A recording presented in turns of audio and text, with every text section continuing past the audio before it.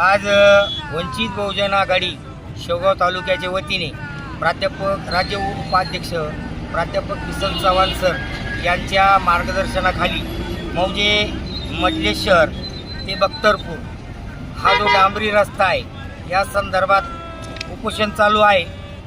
कारण गेल्या 12/9/2025 रोजी पहिलं निवेदन माननीय तहसीलदार यांना देण्यात आलं। त्यानंतर 17/10/2025 आणि त्यानंतर 22/12/2025 अशा पद्धतीनं 3 प्रकारचे निवेदन एकाच विषयासंदर्भात माननीय तहसीलदार शेवगावचे आघाडे साहेब यांना देण्यात आलं।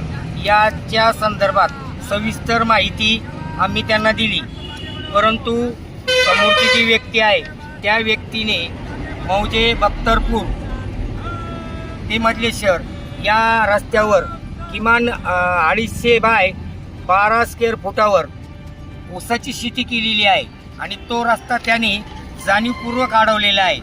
खरं पाहता ती जी शेती आहे 4 एकर समोरच्या व्यक्तीला गट नंबर 173 यांना कमांडमध्ये भेटलेली आहे, परंतु शासनाचा जो रस्ता आहे डांबरीकरण ज्या ठिकाणी झालेला आहे त्या डांबरीकरणावर त्यांनी तिथं अतिक्रमण करून तो रस्ता अडवलेला आहे। वंचित बहुजन आघाडीची अशी मागणी आहे की तो रस्ता त्वरित खुला करण्यात यावा।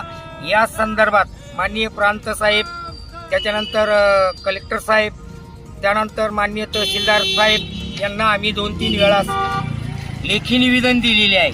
या संदर्भात त्यांनी त्वरित निर्णय घेण्यात यावा।